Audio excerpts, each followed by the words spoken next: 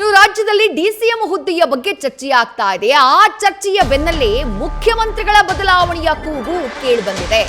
DK ಶಿವಕುಮಾರ್ನನ್ನ ಮೊದಲು ಮುಖ್ಯಮಂತ್ರಿ ಮಾಡಿ, ಆ ನಂತರ ಬೇಕಾದ್ರೆ 1 ಡಜನ್ ಡಿಸಿಎಂಗಳನ್ನ ಮಾಡ್ಲಿ ಅಂತ ಹೇಳಿ ಬಸವರಾಜ ಶಿವಗಂಗಾ ಹೇಳಿಕೆಯನ್ನ ಕೊಟ್ಟಿದ್ದಾರೆ.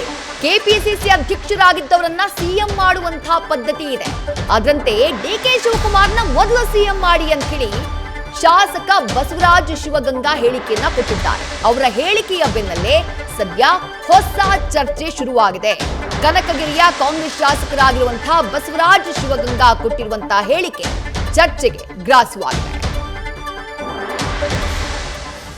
ನಮ್ಮ ಡಿಕೆ ಶಿವಕುಮಾರ್ ಸಾಹೇಬ್ರನ್ನ ಮುಖ್ಯಮಂತ್ರಿ ಮಾಡಿ 1 ಡಜನ್ ಉಪಮುಖ್ಯಮಂತ್ರಿ ಮಾಡ್ಕೊಂಡು ನಮ್ದೇನು ವಿರೋಧ ಇಲ್ಲ. ಅಲ್ಲಿ ಇರಲಿಲ್ಲ, ನೀವು ಡಿಸಿಎಂ ಮುದ್ದೆನೇ ಯಾವ ಖಾಲಿ ಇಲ್ಲಲ್ಲ, ಕೊಟ್ಟಿದ್ದೀವಲ್ಲ. ಒಂದು ಹಿರಿಯರು ನಮ್ಮ ಒಳ್ಳೇದಕ್ಕೆ ಹೇಳಿರ್ತಾರೆ, ಅದನ್ನ ನಾವೇ ತಪ್ಪು ತಿಳ್ಕೊಳ್ಳೋಣ.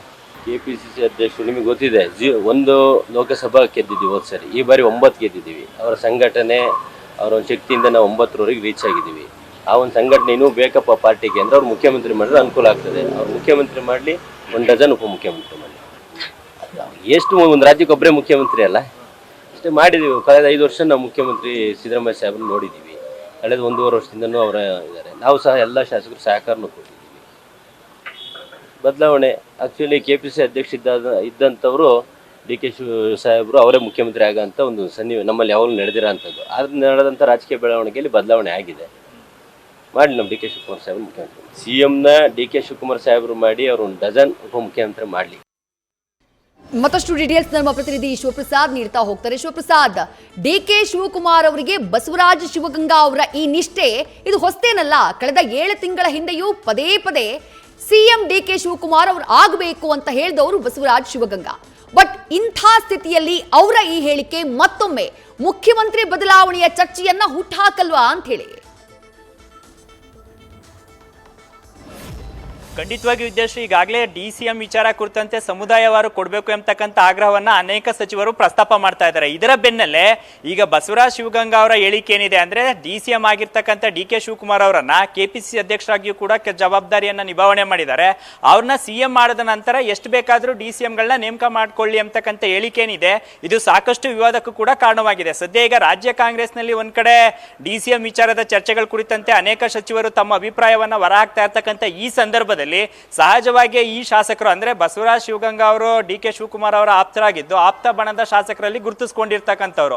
ಸದ್ಯ ಈಗ ಡಿಕೆ ಶಿವಕುಮಾರ್ ಅವರು ಶತಾಯಗತೆ ಚನ್ನಪಟ್ಟಣ ವಿಧಾನಸಭಾ ಕ್ಷೇತ್ರದ ಉಪಚುನಾವಣೆಯನ್ನ ಗೆಲ್ಲಬೇಕು ಎಂಬತಕ್ಕಂಥ ನಿಟ್ಟಿನಲ್ಲಿ ಕೆಲಸ ಮಾಡ್ತಾ ಇದ್ರೆ, ಅದಕ್ಕೆ ಪ್ರತಿಯಾಗಿ ಈ ಶಾಸಕರ ಹೇಳಿಕೆ ಏನಿದೆ ಅಂದ್ರೆ, ಡಿಕೆ ಶಿವಕುಮಾರ್ ಅವರೇ ಸಿಎಂ ಆಗಬೇಕು ಎಂಬತಕ್ಕಂಥ ಹೇಳಿಕೆ ಏನಿದೆ ಅಂದ್ರೆ, ಅವ್ರನ್ನ ಸಿಎಂ ಮಾಡಿದ ನಂತರ ಎಷ್ಟು ಬೇಕಾದರೂ ಡಿಸಿಎಂಗಳನ್ನ ನೇಮಕ ಮಾಡಲಿ ಎಂಬತಕ್ಕಂಥ ಹೇಳಿಕೆ ಏನಿದೆ, ಇದು ಸಹಜವಾಗಿ ಸರ್ಕಾರದಲ್ಲಿ ಎಲ್ಲವೂ ಕೂಡ ಸರಿ ಇಲ್ಲ ಎಂಬುದನ್ನು ಕೂಡ ತೋರಿಸ್ತಾ ಇದೆ.